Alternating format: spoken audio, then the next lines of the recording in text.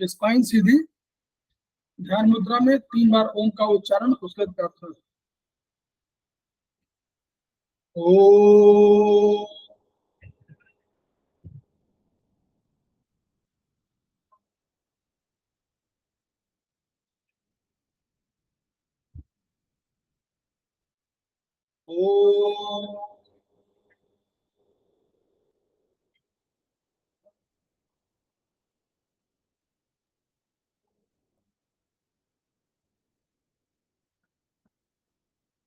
ओ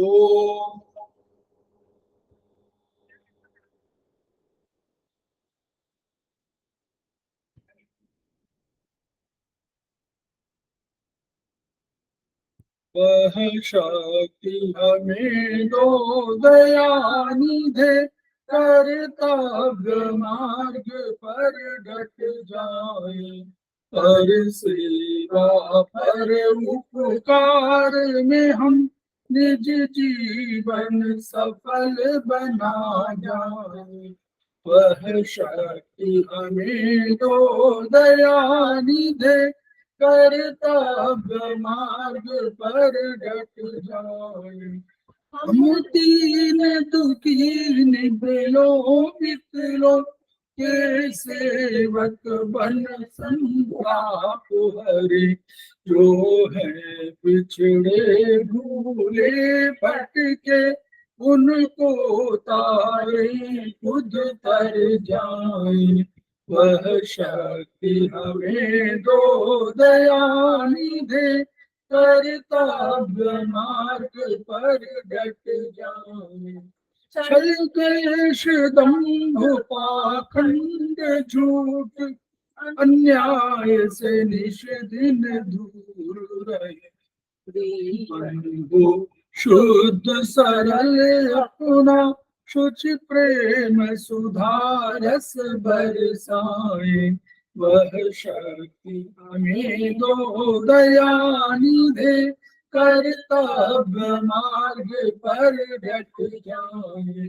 निज आन मान मर्यादा का, प्रभु ध्यान रहे अभिमान रहे। इस देव भूमि में जन्म लिया, बलिदान उसी पर हो जाए। वह शक्ति हमें दो दयानिधे, कर्तव्य मार्ग पर डट जाए। पर सेवा पर उपकार में हम निज जीवन सफल बना जाए।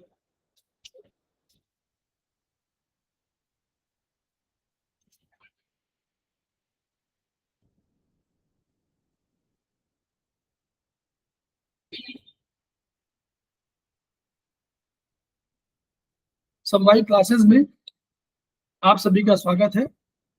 हमारे बीच में श्रीमती वर्षा श्रीवास्तव, उपाध्यक्ष समवाय फाउंडेशन, उपस्थित हैं, उनका भी स्वागत है। हमारे बीच में नीतू जैन जी उपस्थित हैं, सेमेस्टर 4 की स्टूडेंट है और समवाय फाउंडेशन के प्रमोटर हैं, उनका स्वागत है। और आज की फैकल्टी भी है, उनका स्वागत है। हमारे बीच में अक्षय यादव जी उपस्थित है, सेमेस्टर 3 के स्टूडेंट है, उनका स्वागत है।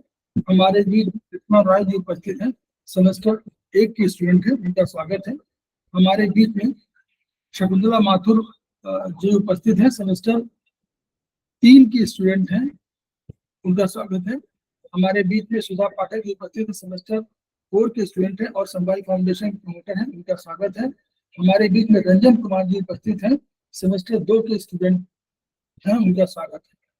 तो हम लोग समवाय फाउंडेशन के सदस्य हैं और हम लोग एक्यूप्रेशर शोध प्रशिक्षण एवं उपचार संस्थान प्रयागराज से संबंधित, वहाँ के 3 मनीषियों के हम ऋणी हैं। वे मनीषी हैं ब्रह्मलीन MP खेमका सर, दूसरे हैं आदरणीय JP अग्रवाल सर, जो वर्तमान में एस्पस के अध्यक्ष भी हैं, और तीसरे हैं एपेक्स बॉडी के चेयरमैन श्री SS सरदार। इन 3 मनीषियों ने इस संस्थान को एक नया रूप दिया है और उन्हीं की वजह से आज यह संस्थान इस स्थिति में है। इसके अतिरिक्त अन्य गुरुओं की भी हम ऋणी हैं, जिन्होंने हमको शिक्षा दिया है, वो चिकित्सा की रही हो चाहे चिकित्सा शिक्षा की रही हो। एस्पस का एक मोटो each reach one, each one, each one, each one treating। इसी मोटो को पूरे विश्व में फैलाने के लिए आपके माध्यम से हम लोग कृत संकल्प हैं और हम लोग ये कोशिश करते हैं, हम लोग आशा भी करते हैं, कोशिश भी कर रहे हैं कि आपके माध्यम से ये विधा जन जन जागरण अभियान के तहत पूरे विश्व में फैले और पीड़ित मानवता को इसका लाभ मिल सके। इन्हीं शब्दों के साथ हम आज की शुरुआत कर रहे हैं। हमारे बीच में नीतू जैन जी उपस्थित हैं, सेमेस्टर 4 के स्टूडेंट हैं और वो आज फैकल्टी भी हैं। वो चाइनीज पर उन्होंने कल डिजिटल पॉइंट पर चर्चा किया था, आज वो इन्फ्लुएंशियल पॉइंट्स पर चर्चा करेंगी। तो उनका स्वागत है और मैं उनको शेयर कर दे रहा हूँ, वो अपनी बात शुरू करें।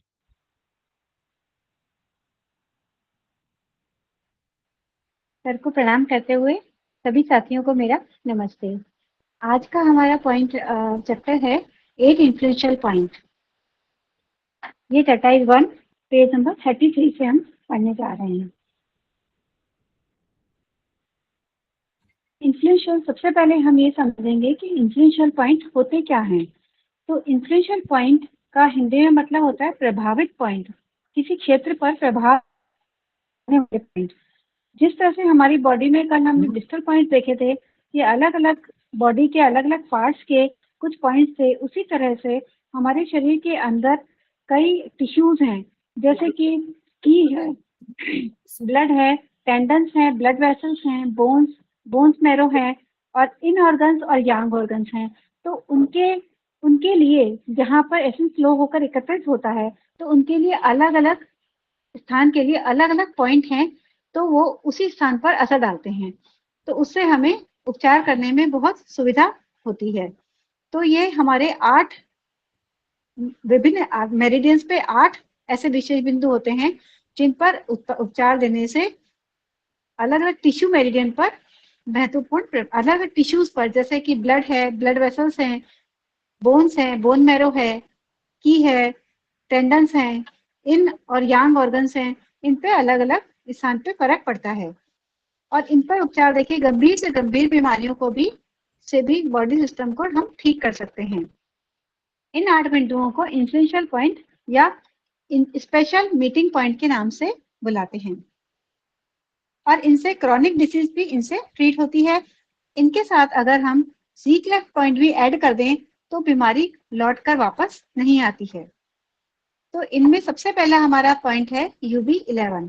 UB11 बोन मीटिंग पॉइंट है, जहां पर ये बोन्स के लिए इंपॉर्टेंट है।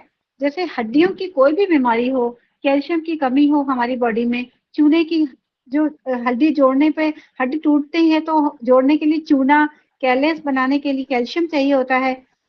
हमारी रिस्ट की बोन की अगर कोई प्रॉब्लम हो या एक पैर छोटा एक पैर बड़ा हो, तो इस बिंदु पर उपचार देने से हमें बहुत आराम मिलता है।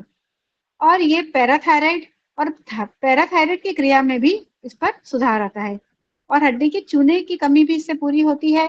और यह बिंदु T1 और T2 थोरेटिक T1 और T2 के बीच के लेवल में स्थित होता है।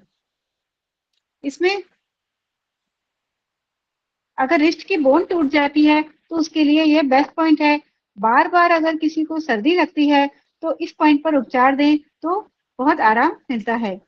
अधिक समय तक खड़े होने में परेशानी होती है, किसी को काम करते करते खड़े रहना पड़ता है, बहुत परेशानी होती है, पैरों में दर्द होता है, तो भी हम UB11 पॉइंट पर उपचार देते हैं तो उससे बहुत आराम मिलता है। यहाँ पर UB मेरिडियन, LI मेरिडियन और गवर्निंग मेरिडियन मिलती है। इस पॉइंट पर 3 मेरिडियंस मिलती है, UB, LI और गवर्निंग वेसल वाली। अर्थराइटिस के लिए, शोल्डर पेन के लिए, नेक पेन के लिए और कार्टिलेज के लिए यह पॉइंट बहुत इंपॉर्टेंट पॉइंट होता है। इसकी लोकेशन UB11 की लोकेशन हम ब्योल पे जो देखेंगे, तो ब्योल पे ये पॉइंट, मेरा हाथ दिख रहा है सबको, ये UB11 पॉइंट की लोकेशन है हमारी।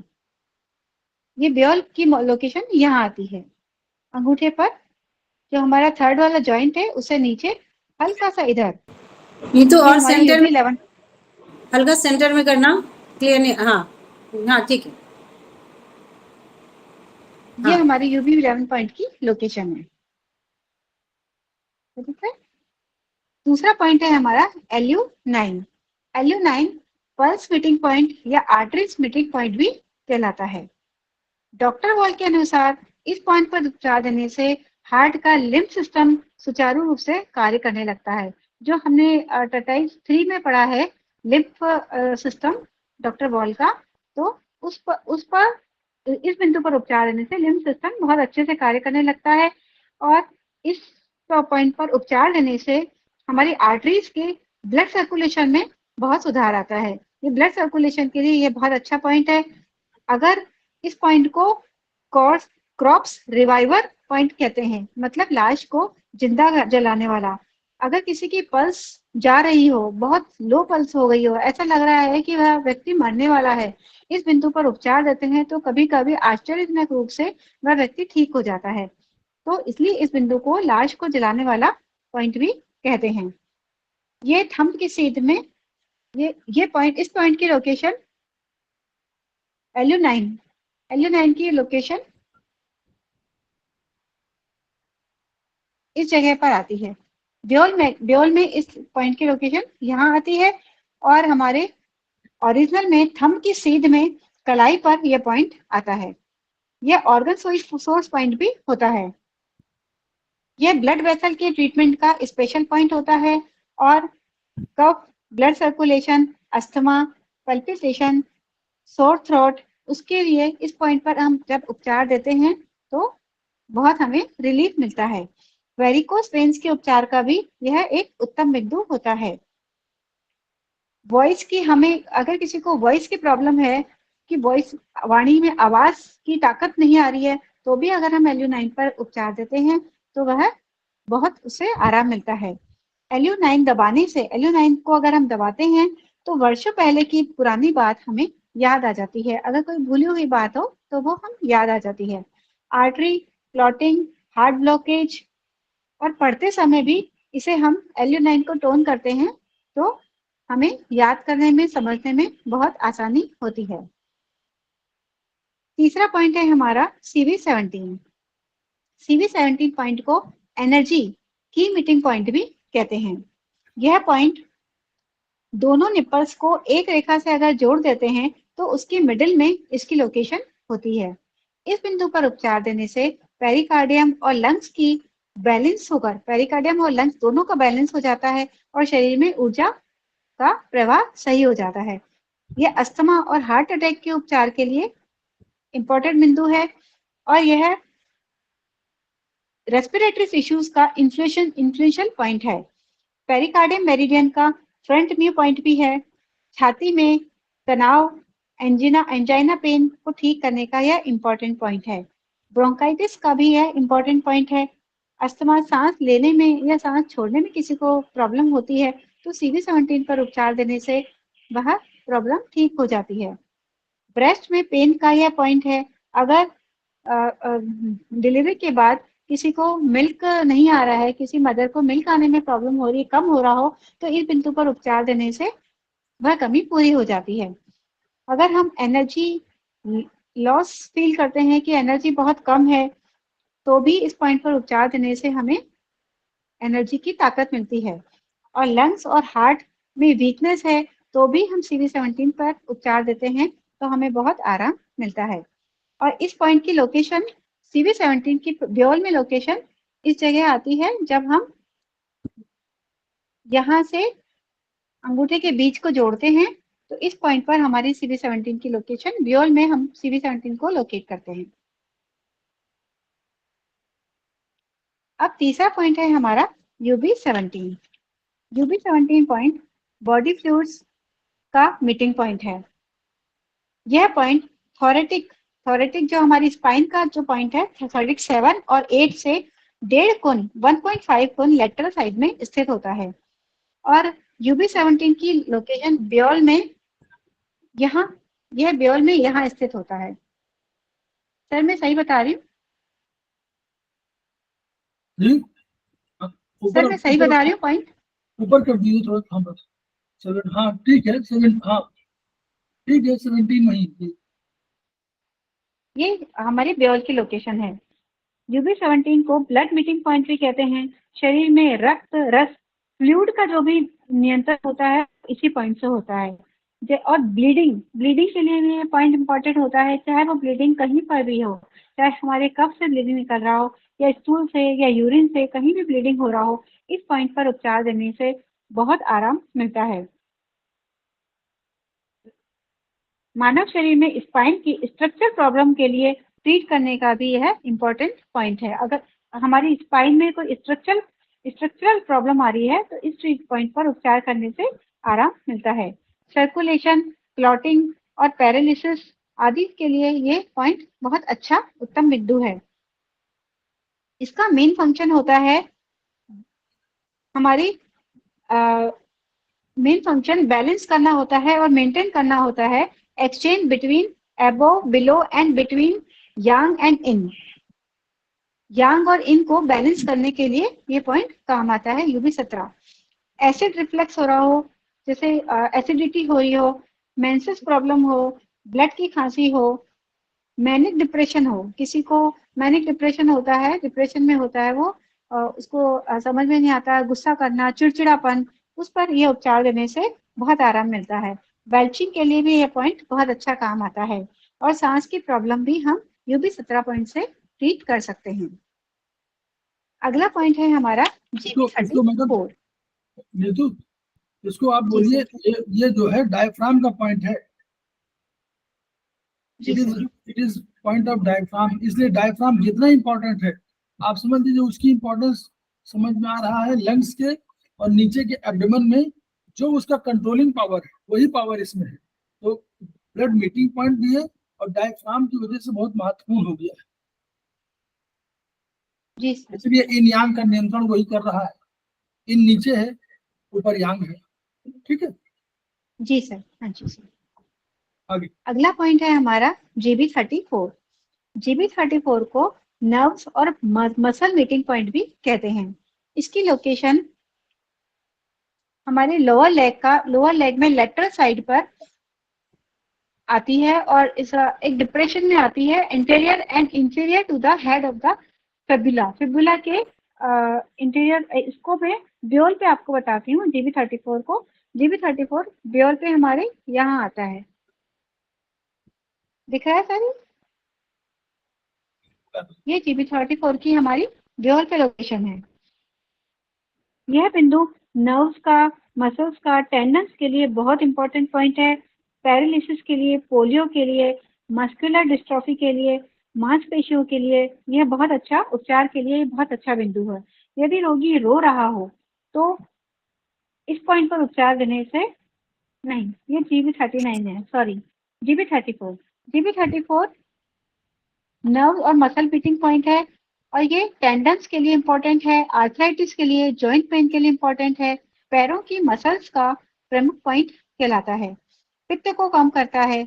GB का यह गॉल ब्लैडर का अर्थ पॉइंट होता है। लिवर और गॉल ब्लैडर की ऊर्जा को बैलेंस करके हमारी मसल्स की सारी बीमारियों को यह पॉइंट ठीक करता है। यात्रा में अगर हम ट्रेवलिंग सिकनेस है, यात्रा में उल्टी हो, नौजिया हो, इस पॉइंट पर उपचार देने से बहुत आराम मिलता है। हाई BP हो, अगर हम डिसीजन लेने में किसी को प्रॉब्लम हो, क्या करें क्या ना करें, तो यह इस पॉइंट पर उपचार देने से वह सही डिसीजन लेने में उसको क्षमता प्रदान करता है। टेम्पोरल हेडेक में ये काम आता है। पैरों के क्रैम्प्स के लिए ये पॉइंट बहुत काम आता है। पैरों के क्रैम्प्स के लिए GB34 और GB32 पर उपचार देते हैं तो बहुत आराम मिलता है। घुटने में सूजन हो, दर्द हो, पैरालिसिस हो, वीक मसल हो, तो यह पॉइंट पर उपचार देने से बहुत आराम मिलता है। अगला पॉइंट है हमारा GB39। GB39 को बोन मैरो और मेडुलर मीटिंग पॉइंट भी कहते हैं। GB39 हमारा एंकल जॉइंट के पास स्थित होता है और ब्योल में लोकेशन इसकी इस जगह आती है। ये GB39 की ब्योल में लोकेशन है।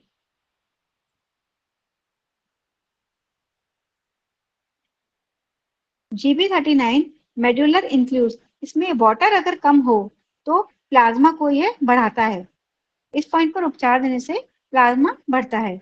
और ये इनर मोस्ट पार्ट, अगर बॉडी में अंदर की जो बीमारी होती है, अंदर की जो बॉडी में इनर मोस्ट जो पार्ट होते हैं उसमें ये उपचार देने से बहुत अच्छा रहता है। बोन मैरो के लिए बहुत अच्छा पॉइंट है।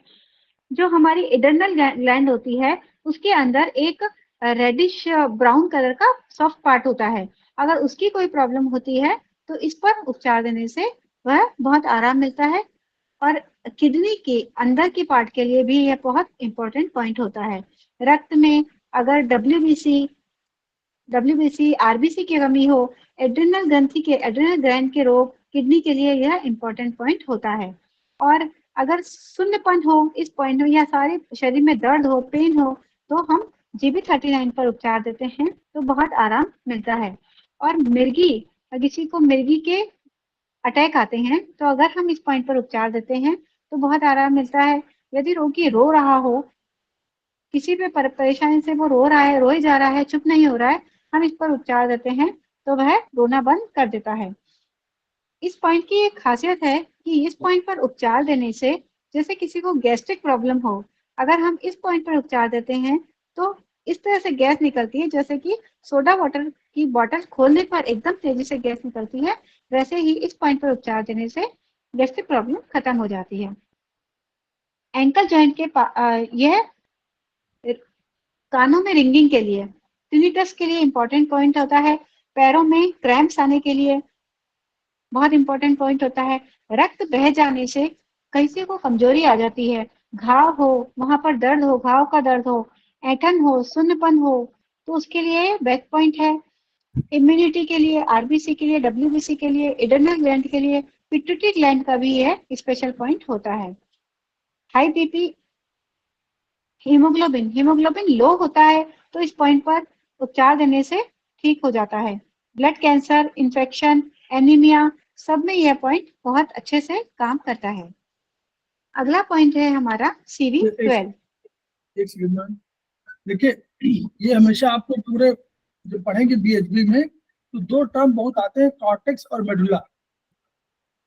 तो मेडुला एक हमारा ऑर्गन भी है जो हम लोग बताते हैं कि ब्रेन स्टेम का एक पार्ट है और वो स्पाइनल कॉर्ड से ऊपर को जोड़ता है। मेडुला और कॉर्टेक्स दो शब्द हमेशा आपको पूरे उसमें आएंगे, उससे भी उसको एक जनरल नॉमेनक्लेचर समझ लीजिए। कॉर्टेक्स माने किसी ऑर्गन का ऊपर वाला भाग, जो बाहरी भाग होगा या ऊपरी भाग होगा उसको हम लोग कॉर्टेक्स बोलेंगे, और जो अंदर का भाग होगा उसको हम लोग मेडुलरी भाग, मेडुला। ठीक है, एक शब्द हमेशा ये आता है कि आप मेडुला समझे तो मेडुला मत समझिए। मेडुलरी माने किसी भी ऑर्गन में, किसी भी जगह जो ऑर्गन का बाहर एरिया है, ऊपरी वाला साइड है, बाहरी भाग है, उसको हम लोग कॉर्टेक्स बोलते हैं। जो अंदर का है उसको हम मेडुलरी बोलते हैं। तो मेडुला हमेशा इस संदर्भ में भी प्रस्तुत होगा जनरल नॉमेनक्लेचर में। हम लोग उससे कंफ्यूज नहीं करेंगे कि मेडुला माने ये मेडुला। मेडुला हमारा एक नाम भी है और मेडुला हमारा जनरल टर्म भी है, बस। ठीक, जी सर। अगला पॉइंट है हमारा CV12। CV12 पॉइंट को यांग ऑर्गन्स मीटिंग पॉइंट या hollow organs few meeting point भी कहते हैं। यह पॉइंट नाभि से 4 कोण ऊपर स्थित होता है और यह पॉइंट ब्योल में हमारे यहाँ स्थित होता है। ये हमारी ब्योल की लोकेशन है। थोड़ा ऊपर करना, नहीं तो ऊपर, हाँ ठीक दिख रहा है?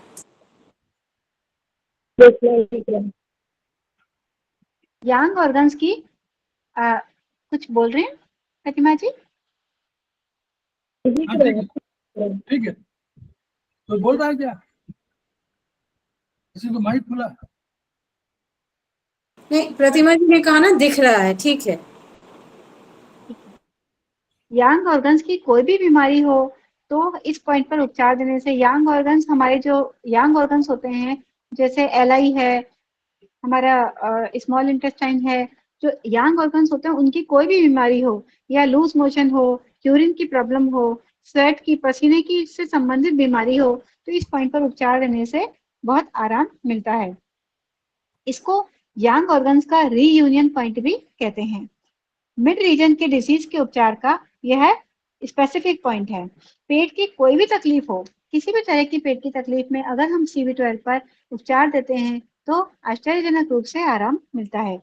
जब किसी प्रकार के गलत उपचार के लिए कोई रोग प्रकट हुआ हो, हम किसी बीमारी का उपचार कर रहे हैं और उसके कारण कोई रोग प्रकट हो गया हो, तो उसको ठीक करने का भी यह बेस्ट पॉइंट है। इस बिंदु पर उपचार देने से शरीर की सभी प्रक्रिया सुचारू रूप से कार्य करने लगती है। अगला पॉइंट है हमारा लिवर 13। CV12 हमारा कॉन्स्टिपेशन और डायरिया के लिए भी काम आता है। लिवर 13 पॉइंट जैसे CV12 यंग ऑर्गन्स के लिए मीटिंग पॉइंट है, वैसे ही लिवर 13 इन ऑर्गन्स के लिए मीटिंग पॉइंट होता है, या इसे सॉलिड ऑर्गन मीटिंग पॉइंट भी कहते हैं। ये एनर्जी इनबैलेंस होती है जब एक या एक से अधिक ऑर्गन्स में एनर्जी बैलेंस नहीं होती है, बैलेंस बिगड़ जाती है बैलेंस उसका, तो इस पॉइंट पर उपचार देने से बहुत अच्छे से ठीक हो जाती है। स्प्लीन की प्रॉब्लम के लिए भी यह बहुत अच्छा पॉइंट है और इसका पूरी बॉडी के बोवल्स पे बहुत अच्छा इफेक्ट आता है। लिवर 13 11th रिब की टिप पर लोकेट होता है। जो 11th रिब होती है हमारी, उस पर टिप पर लोकेट होता है और इसकी लोकेशन यहाँ आती है ब्योल पे। जब हम इंडेक्स फिंगर के बीच से एक लाइन खींचते हैं और यहाँ पे थंब से हम इस लाइन को मिलाते हैं, तो इस जगह पर ये पॉइंट ब्योल पर स्थित होता है।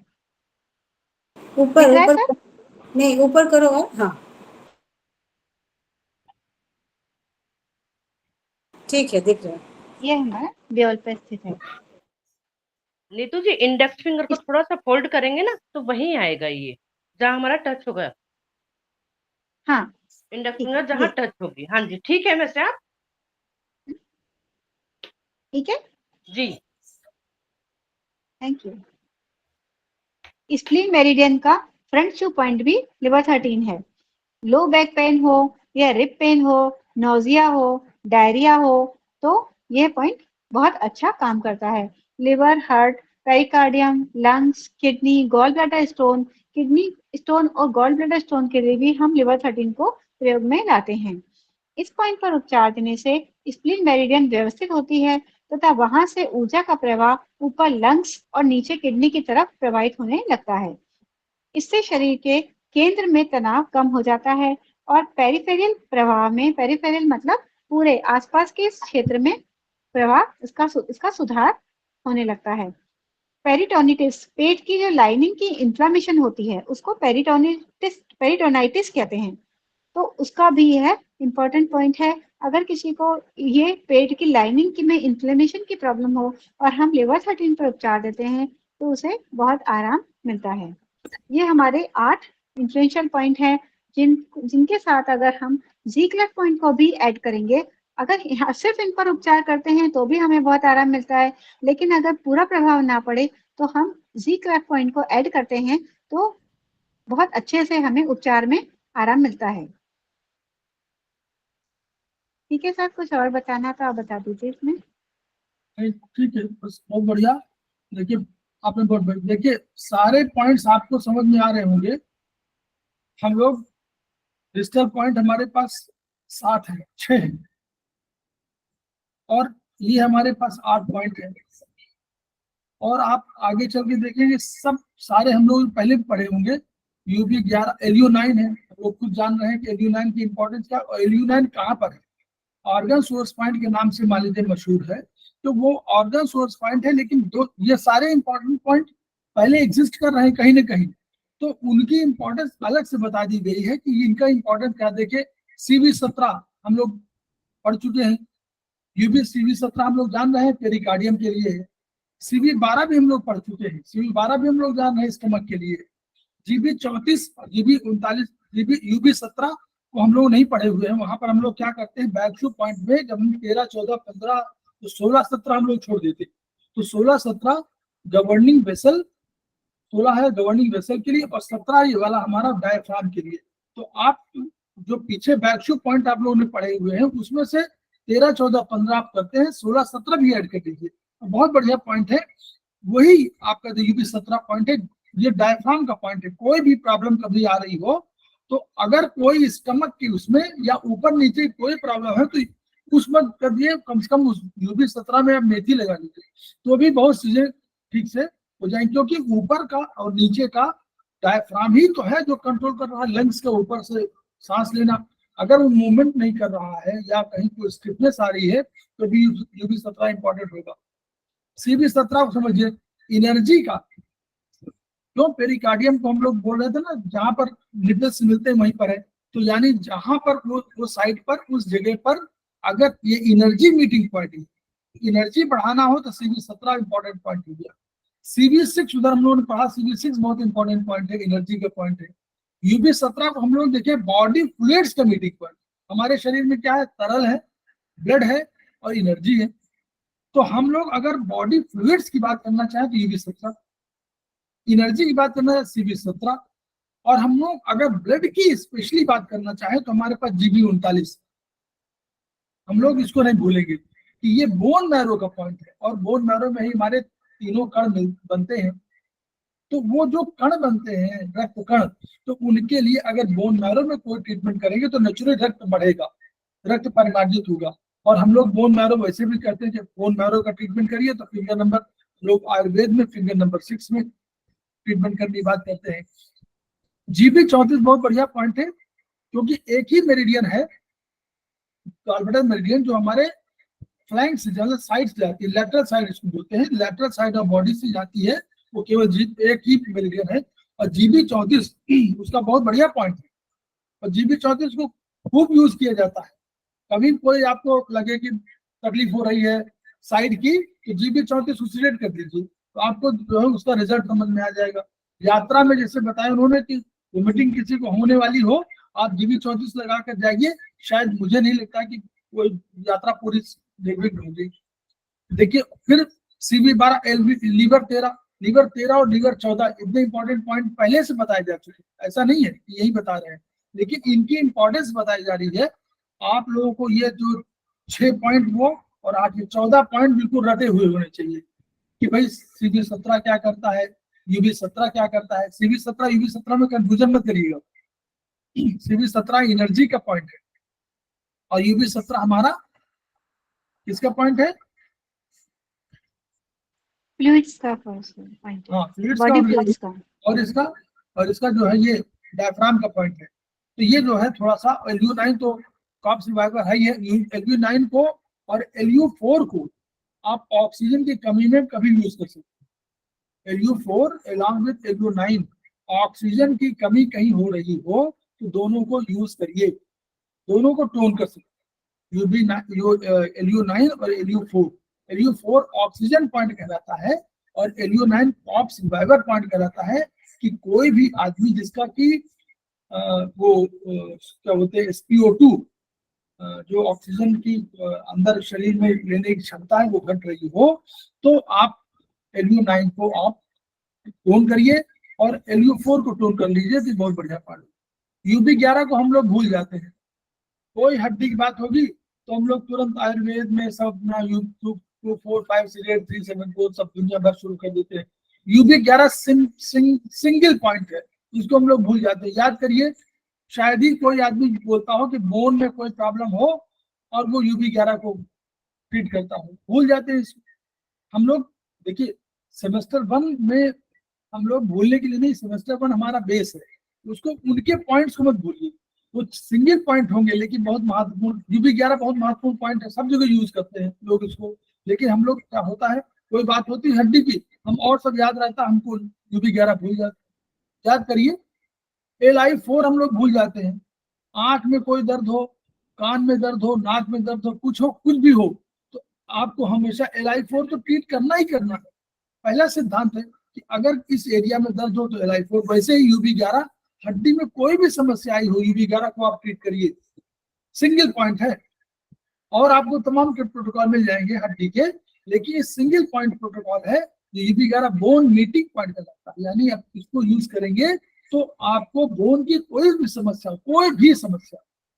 इवन बोन में कैल्शियम होता है तो कैल्शियम की समस्या, बोन में कैल्शियम होता है, 99% कैल्शियम बोन में होता है, तो आप समझ लीजिए कि उसकी भी समस्या हो तो UB11 को आप करिए। हम लोग कैल्शियम कमी होती है, हम लोग UB11 को कम से कम टोन कर लीजिए, एक बार टोन तो करिए।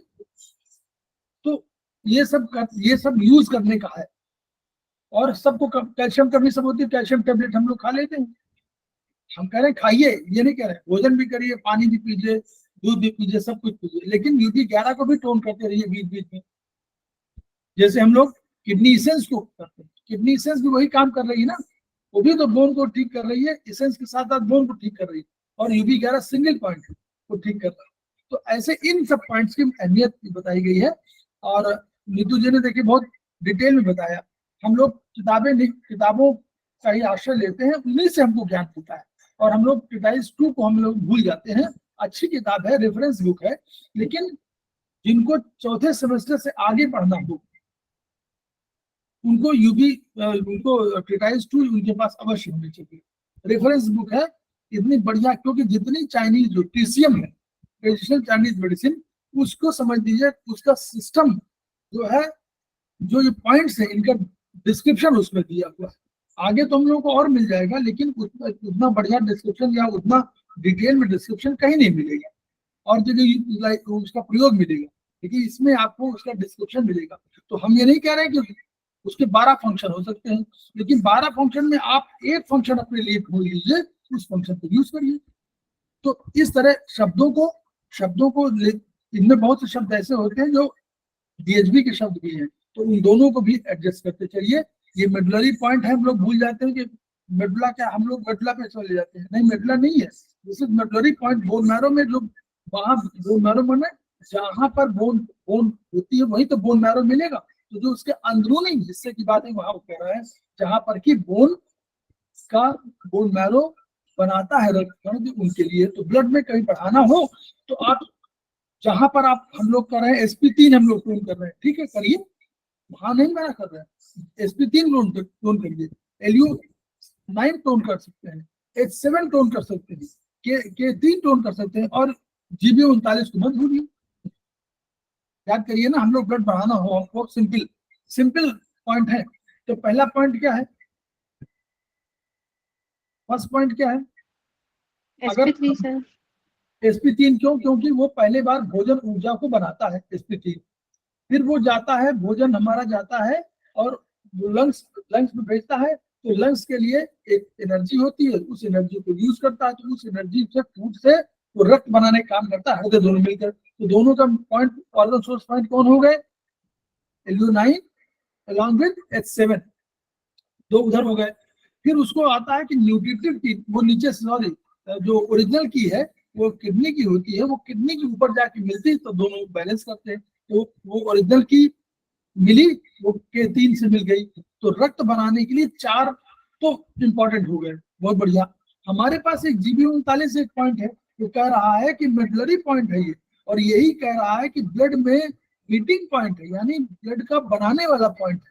तो यानी ये भी अगर यूज कर लेंगे तो हमारा रक्त बनाने का पूरा फार्मूला तैयार हो गया। तो फार्मूला की बात है, इसको मत भूलिए, इसको जरूर यूज करिए। K3, H7, LU9 और वो SP3 और उसके साथ GB39। तो 5 पॉइंट आपके पास हो गए जो रक्त बढ़ाने के लिए। और आप ट्रीटमेंट करिए आयुर्वेदिक में आपको तमाम मिल जाएगा। फिंगर नंबर 3-4 में आप करेंगे, फिंगर नंबर 3-4 में अगर 3-4 को इसको हटा दें, शेयर करना बंद कर देता हूँ।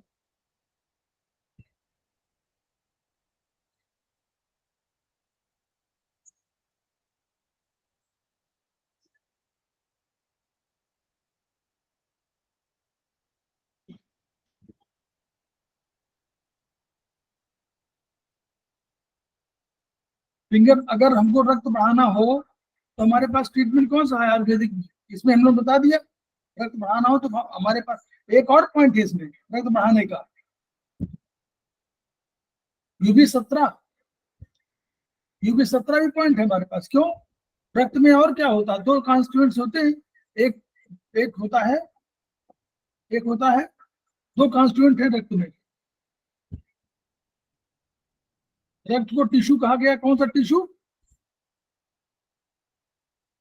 जोड़ने वाला टिश्यू कौन सा है, connective tissue sir. Yes, connective tissue. तो कनेक्टिव टिश्यू में 2 कनेक्टिव है, एक चीज कौन है, प्लाज्मा एक में क्या है, 91% जल।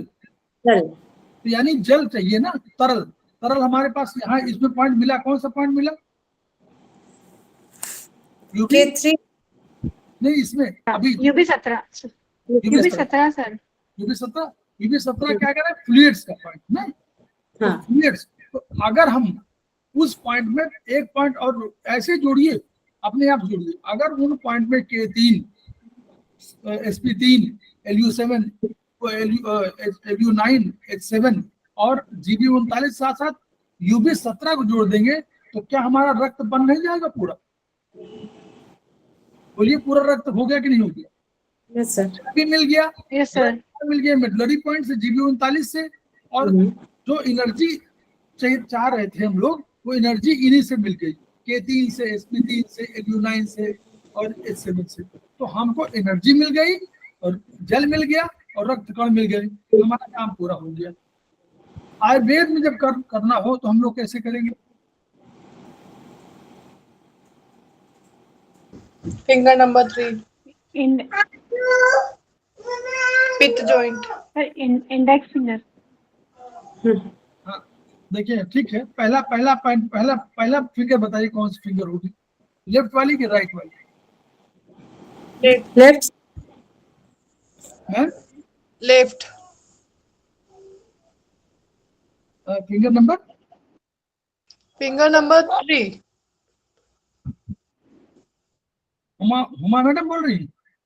जी सर। नहीं, बस देखिए, हम लोग रस कहाँ बोलते हैं? रस कहाँ है? आयुर्वेद बात कर रहे हैं, आयुर्वेद में रस कहाँ पर है? नंबर 4 पे। हाँ, तो रस से शुरू होगा ना, रस रक्त। पहली एनर्जी क्या है हमारी वहां आयुर्वेद में? धातु कैसे बनी? भोजन से भोजन रस बना, तो ये रस यहाँ पर आया।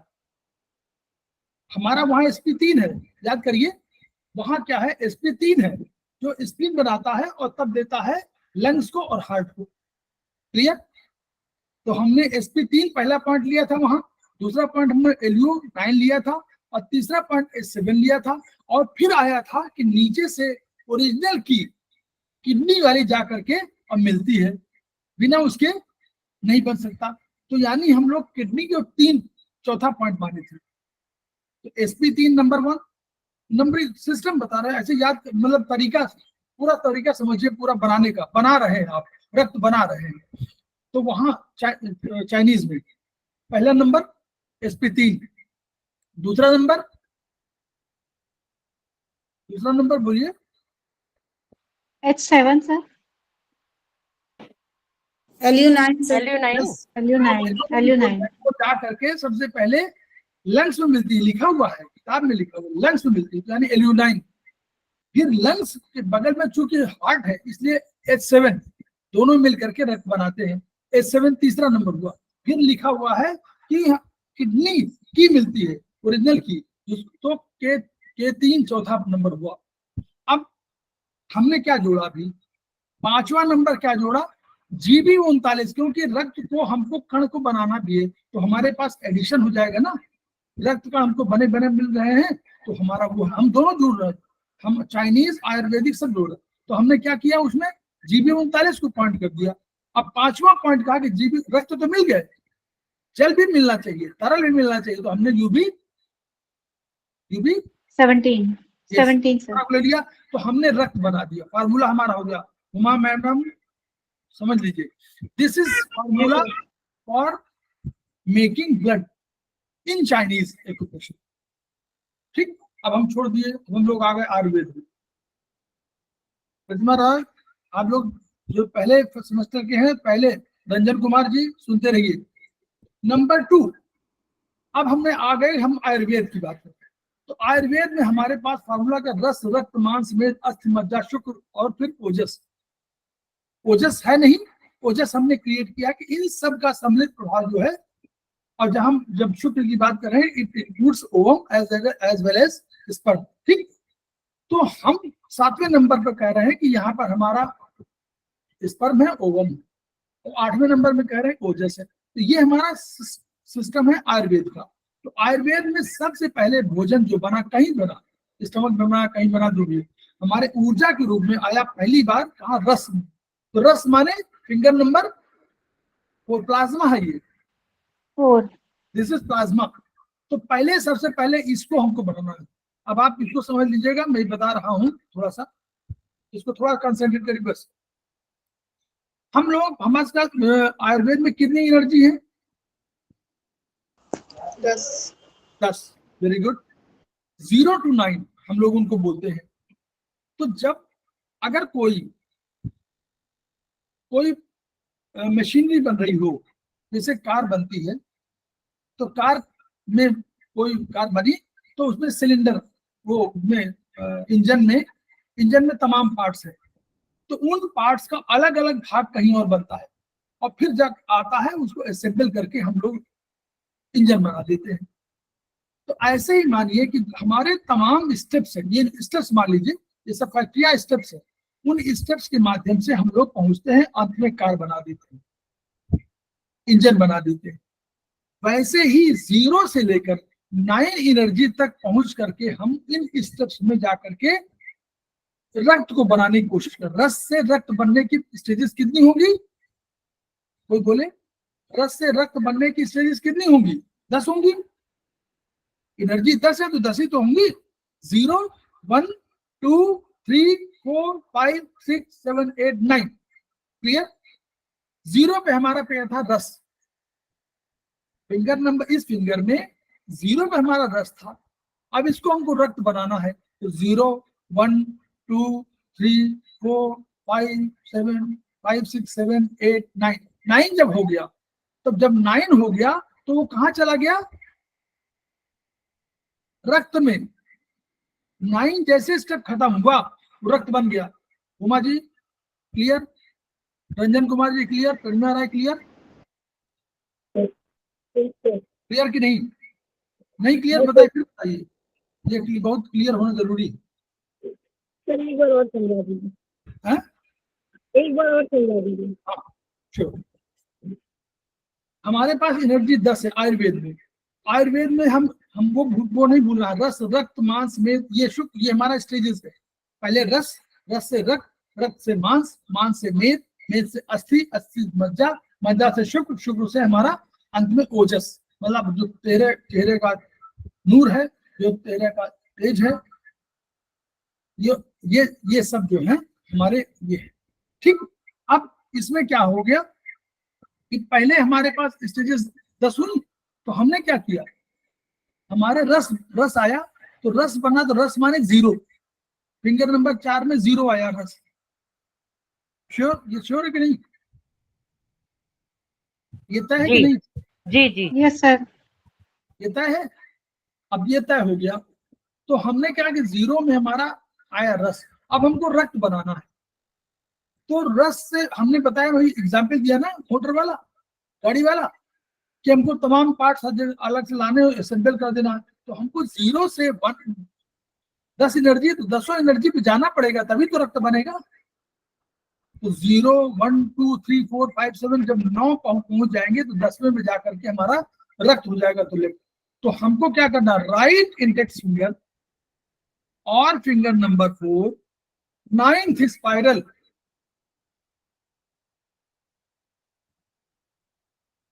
हम बात कर रहे हैं बनाने की। Finger number 4, 9th spiral, 9 spiral में जब पहुंचेगा तब रक्त बनेगा। तो 9th स्पाइरल कर दिया। ठीक।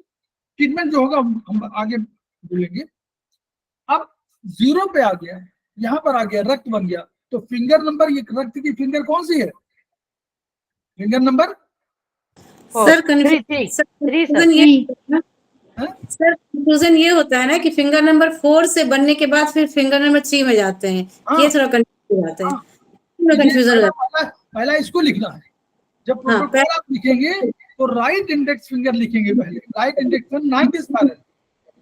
सर इसको finger number third number system तो नहीं, इसमें तो अभी आया ही नहीं, बना ही नहीं कुछ।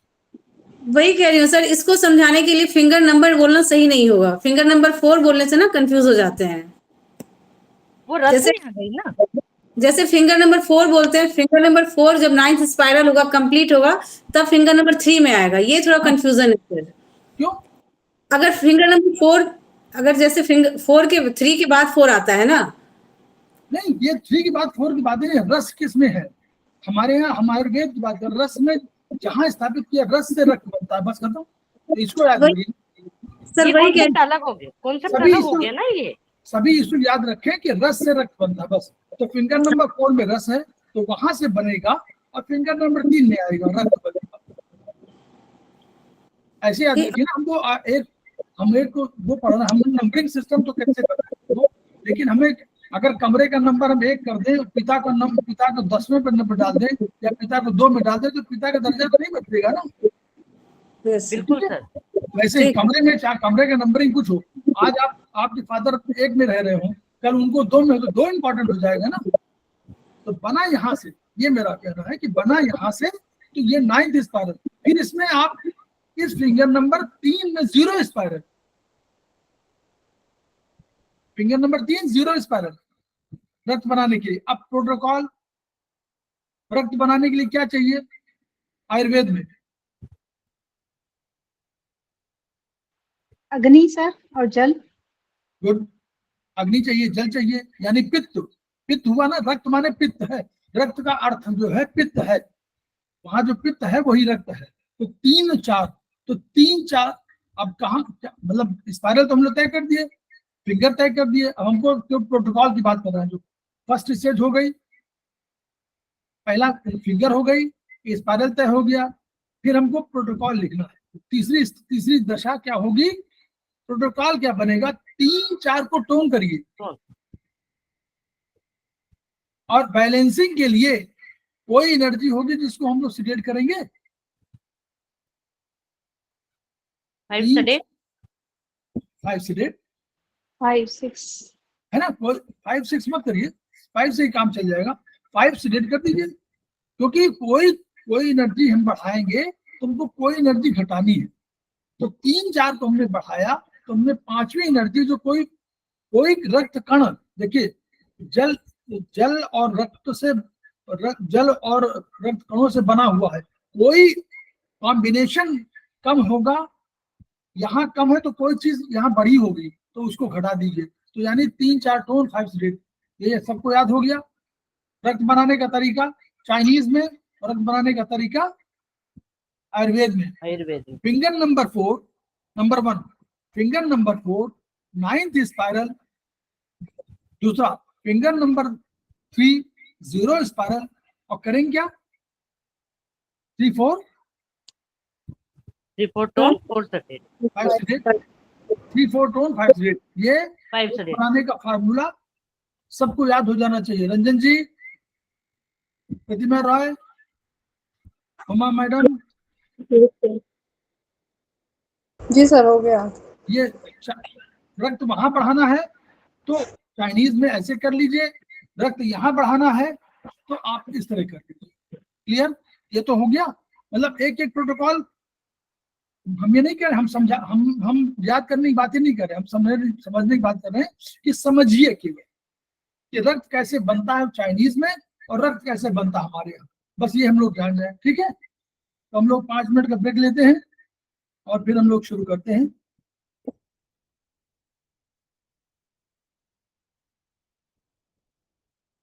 5 मिनट का ब्रेक।